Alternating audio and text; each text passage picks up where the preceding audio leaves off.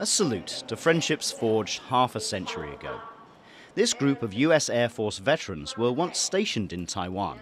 They've come to the Black Bat Memorial Hall in Hsinchu in the north of the country to reminisce on a time when Washington had a military alliance with Taipei. So we have 33 people that actually came on this trip, both military members and some spouses, and we've been on a 2-week trip around Taiwan.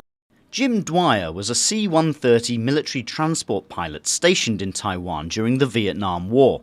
Even though Taiwan wasn't a combatant in the war, it provided an important staging post for US military forces.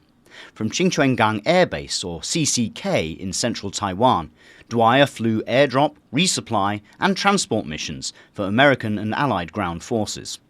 At CCK, there were 5 squadrons of C-130s. Our wing was the 374th TAC Airlift Wing, and then there was a rotational squadron that came out of the United States, out of either Dyess Air Force Base, Langley Air Force Base, McCord Air Force Base. They would come for like a 90-day rotation. So we had close to 100 C-130s at CCK at any one time, somewhere in the neighborhood of about 6,500 people. And it was all in support of operations in Vietnam. Until 1979, the United States recognized the Republic of China on Taiwan as the government of all of China and maintained a military alliance with Taipei. That all changed when Washington switched recognition to Beijing. The US's Taiwan Defense Command shut for good shortly after, and the US military withdrew from the country. Jim met his wife during this time and now spends half the year in Taiwan as his second home. But for many of his fellow airmen, this is the first time they've been back to Taiwan in decades. I loved it. We were here 52 years ago and thought it was a great place. And this is my first time back, and it's changed so much. But I think Taiwan is an amazing place.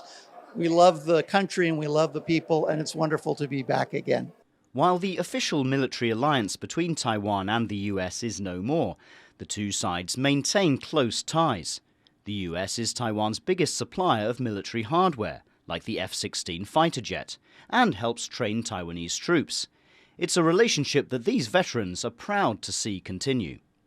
But I know they come here and train the Taiwan military on a regular basis, and that's a good thing. And Taiwan now has the F-16V model, and that's a very good weapon system.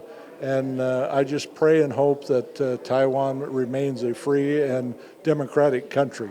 The relationship with the United States has been one of the most consequential in Taiwan's history. And while governments and policies change over the years, these veterans stand as proof that people-to-people ties last a lifetime. Kris, Sam Hui, Ed Moon and Charlie Storrar for TaiwanPlus.